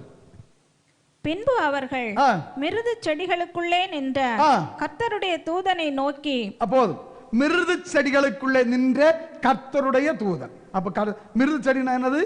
கர்த்தருடைய தூதன் தங்கி இருக்கிற இடம். புரிஞ்சவங்க அல்லையே சொல்லுங்க மகள. ஹல்லேலூயா. ஆமென். அப்ப நல்ல காரியம். மொர்தெகாய் அச்சாலை வளர்த்தான் என்றால் அந்த அச்சால் என்பவளுக்குள்ள யார் தங்கி இருப்பா? கர்த்தருடைய தூதன் தங்கி இருப்பார். ஒரு அல்லையில சொல்லுங்க பார்க்கலாம். இப்ப நம்ம ஜெபிக்கணும், தகப்பனே அச்சாலை போல கர்த்தர் தந்த பிள்ளைகளை வளர்க்க கிருபை தாருங்க. எங்களுடைய பிள்ளைகளுடைய வாழ்க்கையில கர்த்தருடைய தூதன் தங்கி இருக்கணும். பிள்ளைகளுடைய இருதயத்துக்குள்ள கர்த்தர் ஒவ்வொரு பிள்ளைகளுக்கும் யாரை வச்சிருக்கிறார்? தூதனை வச்சிருக்க. வேதம் சொல்கிறது ஒவ்வொரு பிள்ளைகளுக்கு கர்த்தர் யாரை வச்சிருக்கிறாரா? தூதனை வச்சிருக்கிறார். கர்த்தர் எங்களுக்கு நியமித்த தூதர்கள் எங்களுடைய பிள்ளைகளோடு வாசம் பண்ணணும். ஆமென். எங்கள் பிள்ளைகள் போகிற இடமெல்லாம் எங்கள் பிள்ளைகளுக்கு கர்த்தர் நியமித்த தூதன் எங்கள் பிள்ளைகளோடு தங்கி இருக்கிற ஒரு அச்சாலை போல கர்த்தர் எங்கள் பிள்ளைகள் தாரும் ஆண்டவரே. புரிஞ்சவங்க அல்லையில சொல்லுங்க. ஹல்லேலூயா. இப்ப மொர்தெகாய் உயர்வுக்கு காரணம் அவன் தன்னுடைய பிள்ளையை ஆவிக்குரிய விதத்திலே வளர்த்தான். ஒரு எஸ்தராய் ராஜாவின் மணவாட்டியை வீட்டிலே வளர்த்தான். ஒரு அச்சாலாய் ஒரு கான்சருக்கு பதிலாய் கர்த்தருடைய தூதன் தங்கி இருக்கிற மிருது செடியாய் வளர்த்தான். ஒரு அல்லையிலே சொல்லுங்க பார்க்கலாம். ஹல்லேலூயா. நல்ல கவனிங்க. எஸ்தர் மூலம் அவனுக்கு ஏன் கிடைத்தது என்ற முதல் எஸ்தரை இவன் இப்படி வளர்த்தான். இரண்டாவதாக சொல்லிக் கொடுக்க வேண்டியதை சொல்லிக் கொடுக்க வேண்டிய நேரத்திலே சொல்லிக் கொடுத்தான். ஒரு அல்லையிலே சொல்லுங்க பார்க்கலாம். சத்தமா சொல்லிக் கொடுங்க. சத்தமா சொல்லுங்க பார்க்கலாம். நல்லா கவனிங்க. இப்ப எஸ்தரை இவன் எந்த பதவிக்குன்னு ஆயத்தப்படுத்திட்டு இருக்கிறான்? சொல்லுங்கம்மா. ராஜாவின் மனைவியாய் ராஜாத்தியாய் உன் ஆயத்தப்படுத்தி கொண்டிருக்கிறான். இந்த நேரத்தில் அவன் ஒன்று சொல்லி கொடுத்தான். நீங்க படிங்க எஸ்தரின் புஸ்தகம் 2வது அதிகாரம் 10. எஸ்தர் 2:10. எஸ்தரோ வென்றால் தன் குலத்தையும் தன் பூர்வோத்தரத்தையும் அறிவிக்காதிருந்தாள். மொர்தெகாய் அதை தெரிவிக்க வேண்டாம் என்று அவளுக்கு கற்பித்திருந்தான். எஸ்தர் 2:20 படிங்க.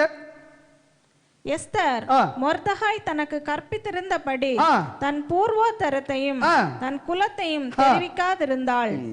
அப்ப ராஜாவுக்கு மனைவியா அந்த இன்டர்வியூ நடக்கிற இடத்துல மொர்தெகாய் சொல்லி இருந்தாரு, எவனாவது கேட்டா உன் கோத்திரம் என்னது, உன் குலம் என்னது, உன் ஜாதி என்னது கேட்டா நீ என்ன சொல்ல? ஒன்னும் சொல்லிடக்கூடாது. ஒன்னு என்ன சொல்லக்கூடாது? சொல்லிடக்கூடாது. என்ன பாருங்க, நான் அதை யோசித்த வேலையில ஏன் சொல்லியிருப்பான்னு யோசித்த வேலையில ராஜகுமாரத்தி என்பவள் ஒரு குலத்துக்குரியவளா? இங்க ராஜாவின் மனைவி என்பவள் ஒரு குலத்துக்குரியவளா? இல்ல ஒரு கோத்திரத்துக்கு மாத்திரம் உள்ளவளா? இல்ல, அப்படித்தானே. ராஜாவின் மனைவி என்பவள் அந்த தேசத்திலே வாழ்கிற எல்லா ஜனங்களுக்கும் பொதுவானவள். அப்ப இவன் சொன்னான், நீ வேலைக்கு போற, வேலைக்கு செலக்ட் பண்ணி நிக்க, தேவையில்லாம வாயப்படாது. தேவையில்லாம வாய சொல்லுங்க. தேவையில்லாம வாய இவருக்கு தெரியும். தவளை தன் வாயால் யாருக்கு தெரிஞ்சிருந்தது? யாருக்கு? மொர்தெகாய்க்கு தெரிஞ்சிருந்தது. இன்னைக்கு நமக்கு நிறைய கழுதைகளுக்கு தெரியல. ஒரு அலையில சொல்லுங்க பார்க்கலாம். சத்தமா சொல்லுங்கம்மா. வேலை செய்யற இடத்துல என்ன பேசணும், என்ன பேசக்கூடாதுன்னு தெரியணும். எதை சொல்லணும், எதை சொல்லக்கூடாதுன்னு தெரியணும். யார்கிட்ட எதை சொல்லணும்னு தெரியணும். குடும்பத்துல மனைவி கிட்ட சொல்ல வேண்டியதுன்னா மனைவி கிட்ட தான் சொல்லணும். அதை வெளியே போய் சொல்லக்கூடாது. ஒரு அலையில சொல்லுங்க பார்க்கலாம். இவர் சொல்லி இருந்தாரு, குலம் எது, கோத்திரம் எது, ஜாதி எதுன்னு அவன் கேட்டா அவன் ஒன்னும் சொல்லாது. அது அவனுக்கு உள்ளது இல்லை. ஒரு அலையில சொல்லுங்க பார்க்கலாம். ஆமென். நல்லா கவனிங்க. அழகா சொல்லி கொடுத்தார். எதை யாரிடம் சொல்ல வேண்டும், எதை எப்போது சொல்ல வேண்டும், என்ன சொல்லக்கூடாது, என்ன பேசக்கூடாதுன்னு சொல்லி கொடுத்திருந்தார். ஒரு அலையில சொல்லுங்க பார்க்கலாம். இதெல்லாம் நல்ல பாடம். வசன வேதத்தில் எழுதி வச்சிருக்கிற பாடம் இதெல்லாம். நம்ம வேலை செய்யற இடத்துல, தொழில் செய்யற இடத்துல, படிக்கிற இடத்துல, எங்க இருக்கிற இடத்துல தேவையில்லாத காரியங்களை பேசக்கூடாது. வாயிலிருந்து என்ன எதை யார்கிட்ட பேசணும் அதான் அவங்கள்ட்ட பேசணும். பேசக்கூடாதவர்கள்ட்ட தேவையில்லாத காரியங்கள் என்ன செய்யக்கூடாது, பேசக்கூடாது. இவர் அழகா சொல்லி கொடுத்திருந்தாரு. நைஸா பாலிஸ் போட்டு கேட்பான், நீ எந்த ஜாதி, இந்த ஏகப்பட்ட ஆளுங்க இன்றைக்கு வந்திருக்குது. எஸ்தர் மட்டும் இல்ல போறது, எல்லா தேசத்துல இருந்தவங்க கூப்பிட்டு இருக்கு. ஒரு ராஜாவுக்கு ஒரு ஆளை செலக்ட் பண்ணுக்கு. அங்க கியூல நிக்கும் போது கேட்பான், நீ எந்த ஜாதி, நீ எந்த கோத்திரம், உங்க ஊர் எங்க, அதை இதுன்னு கேட்பான். நீ ஒன்னும் சொல்லிடாதன்னு. ஒன்னும் நம்மால் அப்படி இல்லை. இதெல்லாம் நீ சொல்லாதன்னு சொன்னா அதைத்தான் சொல்லுவான். ஆமேன். வேலை செய்யறது இது ஒன்றும் தேவையில்லாம் பேசாதுங்க சொன்னா கேட்க மாட்டாங்க. ஒரு அலையில சொல்லுங்க பார்க்கல, சத்தமா சொல்லுங்க பார்க்கல. ஒரு அலையில சொல்லுங்க, சத்தமா சொல்லுங்க. அப்ப நல்ல காரணம் வசனத்துல எழுதி வச்சிருக்குது. நீ ஒரு இடத்துல ஒரு காரியத்துக்காக போய் நிற்கும் போது தேவையில்லாம வாய விடாத. எது தேவை அதை மட்டும் பேசு. இந்த காரியத்தை நீ பேசக்கூடாது. ஆமேன். இந்த காரியம் நீ அவங்கள்ட்ட சொல்ல வேண்டிய காரியம் இல்லை. இது அவனுக்கு தெரிய வேண்டிய அவசியம் இல்லை. அப்ப சொல்லிக் கொடுக்க வேண்டிய காரியங்களை சொல்லி கொடுத்து வளர்த்தான். ஒரு அலையில சொல்லுங்க பார்க்கலாம், ஒரு அலையில சொல்லுங்க பார்க்கலாம். அதுக்குதான் இன்னைக்கு விசுவாசிகளுக்கு சபைக்கு சொல்லிக் கொடுக்க வேண்டிய காரியங்களை சொல்லிக் கொடுப்பதற்கு தான் ஊழியக்காரர்களை வச்சிருக்கிறாரு. சொல்லிக் கொடுக்கிறதை சொல்லிக் கொடுக்கிற நேரங்களிலே காதில் உள்ளவன் அதை கேட்கணும். ஒரு அலையில சொல்லுங்க. ஆமா, நாவை நாம் எந்தெந்த இடங்களில் எப்படி சொல்ல வேண்டும், எதை சொல்லக்கூடாது, எதற்காக சொல்ல வேண்டும், யாரிடம் சொல்ல வேண்டும். பிள்ளைகளிடத்துல சொல்றத பிள்ளையிடத்துல தான் சொல்லணும். பெற்றோரிடத்துல சொல்றத பெற்றோரிடத்துல தான் சொல்லணும். மனைவி இடத்துல சொல்ல வேண்டியது மனைவிட்டு தான் சொல்லணும். கணவன் இடத்துல சொல்ல வேண்டியதை கணவன்கிட்ட தான் சொல்லணும். ஊழியக்காரர்களிடத்துல சொல்றத ஊழியக்காரர்கள் மட்டும் தான் சொல்லணும். எல்லா காரியங்களும் எல்லாத்தையும் சொல்லிட்டு இருக்க கூடாது. புரிஞ்சுங்கிற அலையில சொல்லுங்க பார்க்கலாம். அதில் இன்னொரு இதை உண்டு, இன்னொரு இதை உண்டு. இவன் ஒன்றும் சொன்ன நினச்சிடுங்க, நான் பென்னிமின் கோத்திரத்தில் யூத கோத்திரமாகன்னு உள்ள கிட்ட நிற்கலாம். நான் அந்த ஊர் தான் கிட்டியா கன்னியூர் கோட்டத்தில் எங்க திங்கள் தத்தையில திக்கணம் கூட இன்னைக்கு காலத்தில் ஒருத்தர் கேட்டான், திக்கணம் கோட்டில் எங்க சைப் நோண்டி நோண்டி கேட்பேன். நம்ம நோண்டி நோண்டி கேட்டு எங்களுக்கு அங்கதான் கேட்டியா எங்களுக்கும் சொல்லிட்டு ஒரு கூட்டத்தை ஒரு குரூப்பை சேர்த்துருவான். ஒரு குரூப்பை சேர்த்துட்டு இவனும் கெட்டான் அடுத்தவனையும் கெடுத்தான்னு சொல்லி இவருக்கு தெரியும். இவன் போய் சொன்னா சில குரூப்பு சேருவான். குரூப்பு சேர்ந்தா அந்த இது நாசம். குரூப்பு சேர்ந்தா அந்த இது கூட்டம் நாசம். இவளுக்கு நினைச்ச வேலை என்ன செய்யாது, கிடைச்சாது. நினைச்ச படிப்பு படிச்சுக்கிட மாட்டான், நினைச்ச இடத்துல போய் இருந்துக்கிட மாட்டான். அப்ப இவர் பார்த்தாரு, இவனி போய் சொன்னா அங்க ஏகப்பட்ட ஆள் வந்திருக்கு. இவன் ஒவ்வொருத்தரா ஊரை கேட்டு கேட்டு பிறகு கடைசியில் சுத்தி உழைச்சி வரும்போது சொந்தமா இருக்கும். நாங்க ஊரோட இன்னைக்கு விட்டோம் காலத்தை, ஊரோட இன்னைக்கு காலத்தை. இனி ஆளங்க அங்க விசாரிக்க போல சில சொந்தமா இருக்கும், சொந்தமா. அப்ப இவருக்கு தெரியும், இவனு சுத்தி வளைச்சி பேசி பேசி கொலை என்னதுக்கு ஓத்தரை இருந்து கேட்டு கேட்டு வரும்போது சொந்தமா இருக்கும். போற மாமா மச்சானி விழிச்சு ஒரு கூட்டம் சேரும், கூட்டம் சேர்ந்து குப்பை கோரம். சொல்லுங்க பாக்கல, சத்தமா சொல்லுங்கம்மா. அப்போ சொல்ல யார்கிட்ட என்ன சொல்லணுமோ அவங்கள்ட்ட தான் அந்தந்த காரியங்களை சொல்லணும். ஆமேன். இது வசனத்துல எழுதி வச்சிருக்கு. இப்படி இவ்வளவு வசனம் எழுதி கிளிப்பிள்ளைக்கு சொல்றது போல கதை போல சொல்லி தந்த போறோம் கேட்கலன்னா நீங்க உண்டு உங்க பாடுண்டு. ஒரு அலையில சொல்லுங்க பார்க்கல, சத்தமா சொல்லுங்க பார்க்கலாம். அப்ப நல்ல நீங்க சொல்லி கொடுக்க வேண்டியதை சொல்லி கொடுத்தான். அடுத்து பாருங்க, கண்டிக்க வேண்டிய நேரத்திலே அவளை கண்டித்தார். என்ன செய்தார்? கண்டிக்க வேண்டிய நேரத்தில் என்ன செய்தார்? கண்டித்தார். நல்ல கவனிங்க, அந்த நடந்த சம்பவம் நமக்கு தெரியும். இந்த யூதர்கள் எல்லாம் கொலை செய்யணும் என்ன பண்ணிட்டாங்க? ஒரு சட்டம், ஆமானுடைய தந்திரத்தின் மூலமாக அந்த சட்டத்தை வச்சுட்டாங்க. இப்போ மொர்தகாய் போய் சொல்லுவாரு, என்ன சொல்லுவாருன்னா, சொல்லிவிடுறாரு எஸ்தர்ட்ட போய் எப்படியாவது ராஜா கிட்ட சொல்லி அவர் இந்த சட்டத்தை மாற்றணும். ராஜா கிட்ட சொல்லி என்னது, இந்த சட்டம் நம்முடைய இனம் அழிய போகுது, நம்முடைய சொந்த பந்தங்கள் அழிய போகுது, எப்படியாவது ராஜாவுக்கிட்ட சொல்லி இந்த சட்டத்தை என்ன செய்யணும், மாற்றணும் சொல்லி அனுப்புற வேலை. இவ கொஞ்சம் தயங்குவான். எஸ்தர் என்ன செய்வா? கொஞ்சம் தயங்குவான். தயங்குகிற வேளையிலே இவர் கண்டித்து உணர்த்தவும் தவறவில்லை. ஒரு அலையிலே சொல்லுங்க பார்க்கலாம், என்ன சொல்றாரு தெரியுமா? இவள் தயங்கின வேளையில நீங்க எழுது படிங்க.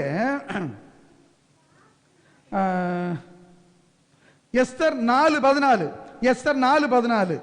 நீ இந்த காலத்திலே மௌனமாய் இருந்தால் யூதருக்கு சகாயமும் ரட்சிப்பும் வேறொரு இடத்திலிருந்து எழும்பும். அப்பொழுது நீயும் உன் தகப்பன் குடும்பத்தாரும் அழிவீர்கள். நீ இப்படிப்பட்ட காலத்துக்கு உதவியாய் இருக்கும்படி உனக்கு ராஜ மேன்மை கிடைத்திருக்கலாமே, யாருக்கு தெரியும் என்று சொல்ல சொன்னான். சொல்லுங்க பார்க்கலாம். இவர் சொல்லிவிட்டாரு, ராஜா நம்ம குடும்பம் நம்ம மொத்த இனத்தையும் அழைச்சி சட்டம் போட்டிருக்கேன், ஒன்று ராஜாவுக்கிட்ட லேசா சொல்லி அந்த சட்டத்தை ஒன்று மாத்துக்கு ட்ரை பண்ணு. அப்ப இவன் கொஞ்சம் தயங்குவா, கொஞ்சம் மடிப்பா. உடனே இவர் சொல்லுவாரு, நீ இந்த காலத்துல மௌனமா இருந்தா எங்களுக்கு ரட்சிப்பு எங்க இருந்தாலும் வரும், ஆனா நீ அழிஞ்சு போவ, நீயும் உன் குடும்பமும் அழிவிய, நீ உன் குடும்பமும் அழிவிய. இப்படி இந்த நெருக்கமான நேரத்துக்கு, இந்த இக்கட்டான நேரத்துக்கு உதவியாக இருக்க ஒருவேளை உனக்கு இந்த ராஜஸ்திரி என்கிற பட்டம் கிடைச்சிருக்குமே என்று அவளை கண்டித்து ஆலோசனை சொல்லவும் தவறவில்லை. ஒரு அலையில சொல்லுங்க பார்க்கலாம். ஆமென். இந்த கண்டிப்பை கேட்ட உடனே தான் எஸ்தர் சொன்னா, நான் போறேன், ராஜாவிட்ட போய் பேச போறேன், 3 நாள் எனக்காக நீங்க உபவாசம் இருந்து ஜெபம் பண்ணுங்கன்னு சொல்லி அனுப்புவா. ஒரு அலையில சொல்லுங்க பார்க்கலாம். ஏன் அந்த உணர்வு எஸ்தருக்கு வந்தது?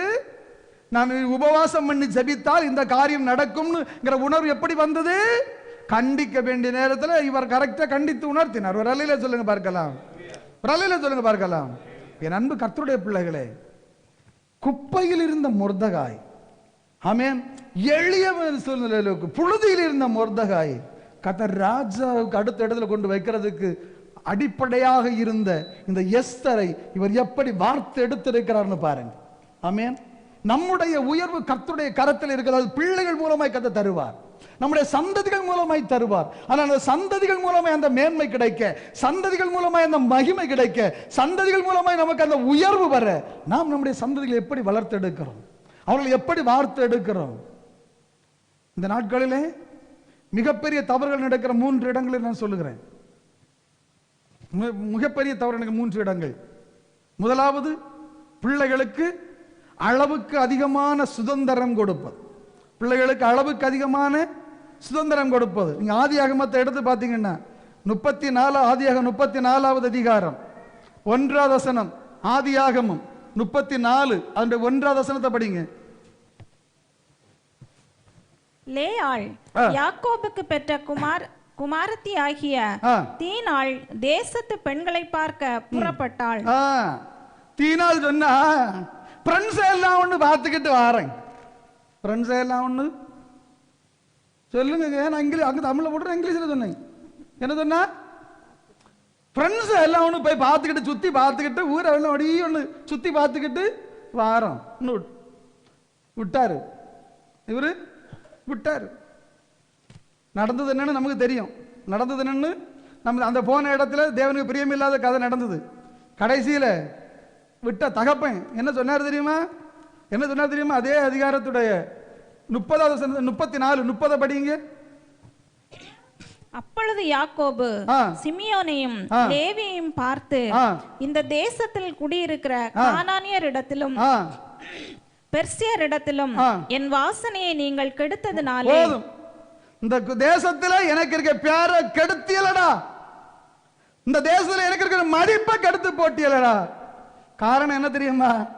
அவ ஊரு சுத்த போறேன்னு சொன்ன உடனே எங்க போறேன்னு கேட்கல, எந்த ஃப்ரெண்ட்ஸிய கூட போறேன்னு கேட்கல, எந்த இடத்துக்கு போறியான்னு கேட்கல, அங்க யாரெல்லாம் வருவான்னு கேட்கல, ஒன்னும் கேட்காம அவுத்தடிச்ச மாடு போல ஓடியது. பிள்ளைங்க ஒரு இடத்துக்கு போறேன்னு கேட்டா என்னோட ஃப்ரெண்டுக்கு பர்த்டேன்னு சொல்லுவான். எனக்கு ஃப்ரெண்டுக்கு பர்த்டேன்னு போட்ட அங்க அப்படியே விட்டுறக்கூடாது. யாருக்கு பர்த்டே, யாரெல்லாம் வருவா, எத்தனை மணிக்கு தொடங்கும், எத்தனை மணிக்கு முடியும், ஒரு அலையில சொல்லுங்க பார்க்கல. ஆமென். முடிஞ்சா நம்ம தான் அந்த இடத்துல கொண்டு விடணும். ஒரு அலையில சொல்லுங்க பார்க்கலாம். சத்தமா சொல்லுங்க பார்க்கலாம். முடிஞ்சு கொண்டு விடணும். கொண்டு விட்டுட்டு அங்கேயே சுத்தி சுத்தி நிக்கணும். அங்கே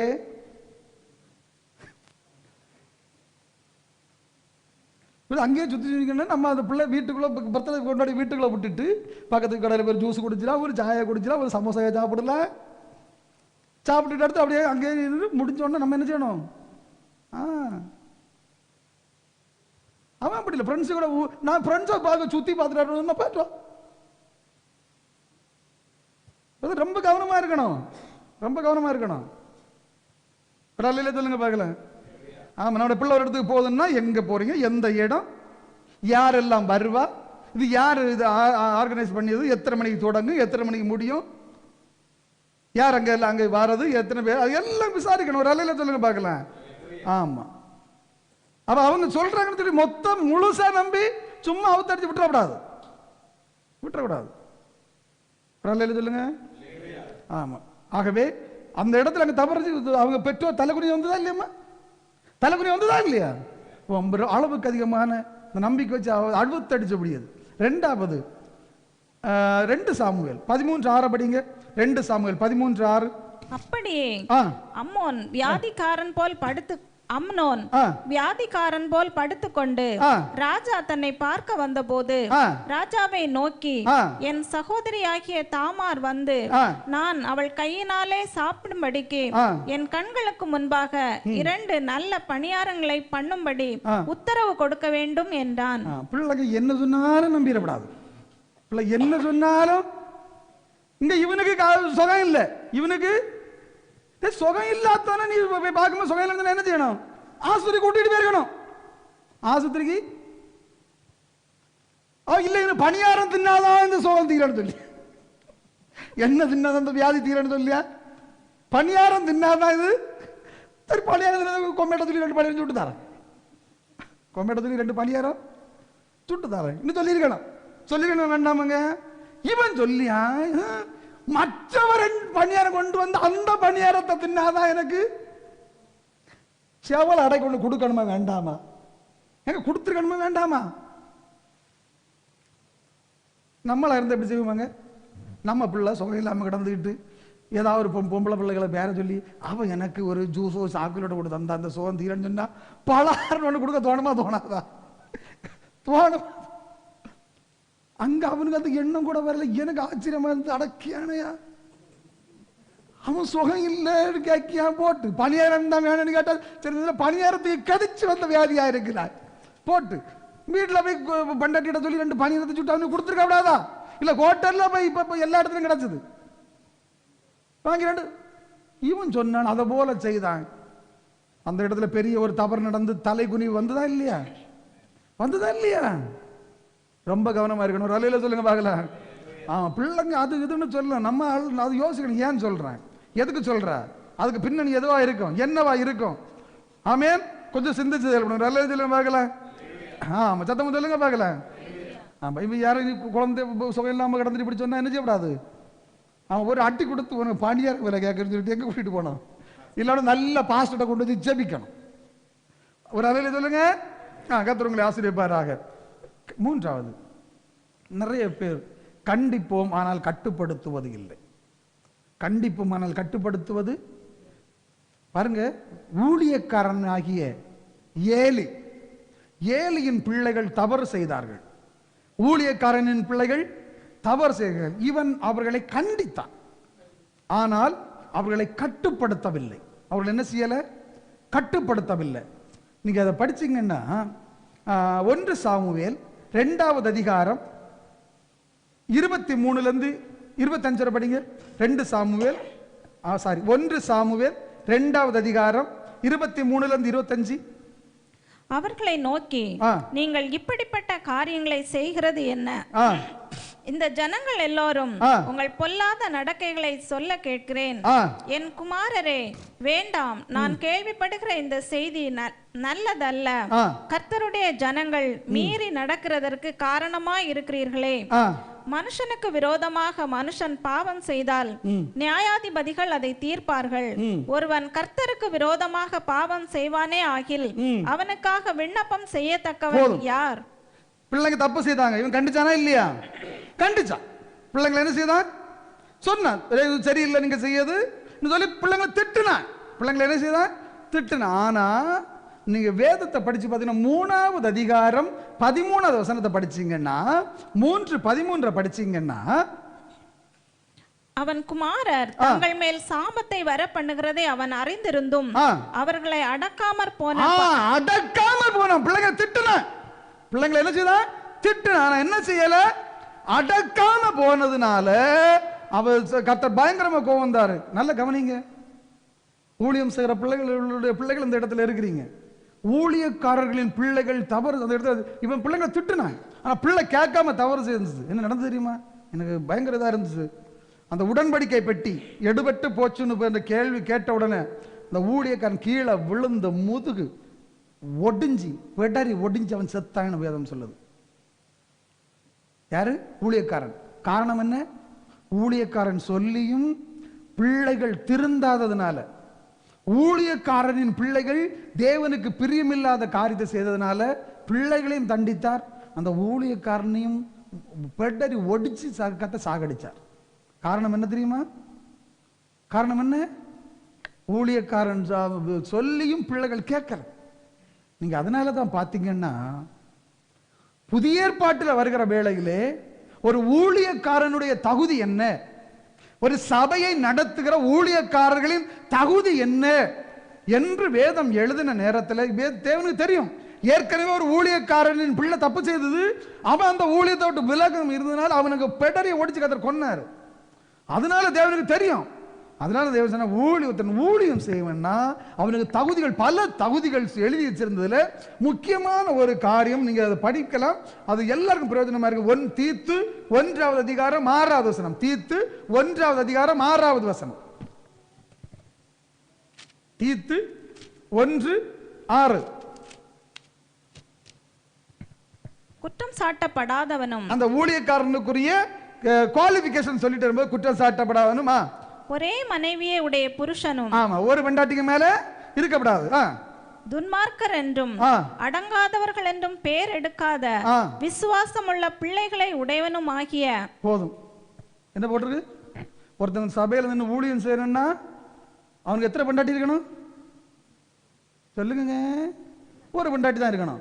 ரெண்டாவது, துன்மார்க்கர் என்றும் அடங்காதவர்கள் என்றும் பெயர் எடுக்காத விசுவாசம் உள்ள பிள்ளை இருக்கணும். விசுவாசம் உள்ள பிள்ளை இருக்கணும். அவன் தான் கர்த்தருடைய ஊழியத்தை செய்யணும். அப்ப நல்ல கவனிங்க, ஊழியம் செய்கிறோட பிள்ளைகள் எப்படி இருக்கணும்னு பார்த்துக்கிடணும். ஊழியம் செய்கிற பிள்ளைகள் எப்படி இருக்கணும் அது இன்னும் படிக்க ஒரு சந்தோட படிச்சிருங்க. 1 தீமோத்தேயு 3:4-5. 1 தீமோத்தேயு 3:4-5. தன் சொந்த குடும்பத்தை நன்றாய் நடத்துகிறவனும், அத கண்காணியான் வந்து சபையில கண்காணிக்கிறவன் எப்படி இருக்கணும்? சொந்த குடும்பத்தை நல்லா நடத்துகிறவனும், தன் பிள்ளைகளை சகல நல்லொழுக்கம் உள்ளவர்களாக கீழ்ப்படிய பண்ணுகிறவனுமாய் இருக்க வேண்டும். போதும். பிள்ளைகளை சகல நல்லொழுக்கம் உள்ளவர் பிள்ளைகளை கீழ்ப்படுத்தியுள்ள பிள்ளைகளாய் இருக்கணும். ஒரு அலையில சொல்லுங்க பார்க்கலாம். ஏனென்றால் ஏலியின் குடும்பத்திற்கு நடந்ததற்கு புதிய ஏற்பாட்டில் ஊழியக்காரர்களுக்கு அது பாடமாக இருக்க வேண்டும் என்பதற்காக எழுதி வைக்கப்பட்டிருக்கிறது. என் அன்பு கர்த்தருடைய பிள்ளைகளே, பெற்றோருக்கும் கடமை இருக்கிறது, பிள்ளைகளுக்கும் கடமை இருக்கிறது. பெற்றோருக்கும் கடமை இருக்கிறது, பிள்ளைகளுக்கும் கடமை இருக்கிறது. மொர்தெகாய் அந்த குப்பையிலிருந்து புழுதியிலிருந்து மேலான இடத்திற்கு செல்வதற்கு காரணம் எஸ்தர். எஸ்தரை அவன் நல்லபடியிலே வளர்த்தான், நல்ல நிலைமையில வளர்த்தான். ஆனால் எஸ்தரும் தன்னுடைய தகப்பனுக்கு கீழ்ப்படிந்து வளர்ந்தாள். எஸ்தர் என்ன செய்தா? என்ன செய்தா? நீங்க ஒரே ஒரு வசனத்தை நம்ம படிச்சு முடிச்சிடலாம். எஸ்தர் அவர் அவ்வளவு கண்டிப்பா இருந்தார். மொர்தெகாய் எஸ்தர் எப்படி இருந்தாள்? எஸ்தர் 2வது அதிகாரம் 20வது வசனம். எஸ்தர் 2:20. எஸ்தர் மொர்தெகாய் தனக்கு கற்பித்திருந்தபடி தன் பூர்வோத்தரத்தையும் தன் குலத்தையும் தெரிவிக்காதிருந்தாள். எஸ்தர் மொர்தெகாய் இடத்திலே வளரும் போது அவன் சொற்கேட்டு நடந்தது போல. நல்ல கவனிங்க, எஸ்தர் மொர்தெகாயின் இடத்தில் வளரும் போது அவருடைய சொல் கேட்டு நடந்தது போல இப்பொழுதும் அவன் சொற்கேட்டு நடந்து வந்தாள். இப்போ என்ன தெரியுமா? அரண்மனையில இருக்கிற வேளையிலும் அப்பா சொன்னது போட்டு நடந்தாலும். சொல்லுங்க பார்க்கலாம். ஹல்லேலூயா. அவ பிள்ளைகள் எந்த இடத்தில் இருந்தாலும் பெற்றோரின் சொல் கேட்டு நடக்க வேண்டும். சொல்லுங்க பார்க்கலாம். அப்படி நடந்தால் பிள்ளைகளுக்கும் மேன்மை, அதன் மூலமாக குப்பையில் இருக்கிற எளிய நிலைமையில் இருக்கிற புழுதியில் இருக்கிற பெற்றோரையும் கர்த்தர் மேன்மையாக வைப்பார். கரம் உயர்த்துறாங்க. ஹல்லேலூயா. அன்பு கர்த்தருடைய பிள்ளைகளே, அந்த நிலைமையிலே நாம் நம்முடைய பிள்ளைகளை வளர்ப்போம். பிள்ளைகள் பெற்றோருக்கு கீழ்ப்படிந்து, பிள்ளைகளுடைய உணர்வு, உங்களுடைய காரியம் என்ன என்பது உணர்ந்து, கிறிஸ்தவ பிள்ளைகள், கர்த்தர் ஊழியம் செய்கிற குடும்பத்தில் உள்ள பிள்ளைகள், விசுவாச குடும்பத்தில் பிறந்த பிள்ளைகள், என் பெற்றோர் தேவனுக்கு பிரியமுள்ள பெற்றோர், ஆகவே அவர்களுடைய நற்பெயருக்கு களங்கம் வரக்கூடாது என்கிற விதத்திலே பிள்ளைகளும் வாழ வேண்டும். பெற்றோரின் சொல் கேட்டு வாழ வேண்டும். கர்த்தருக்கு கீழ்ப்படிந்து வாழ வேண்டும். அப்படி வாழ்ந்தால் பிள்ளைகளுக்கும் மேன்மை, பிள்ளைகளால் பெற்றோருக்கும் மேன்மை. கரம் உயர்த்தி சொல்லுங்க பார்க்கலாம்.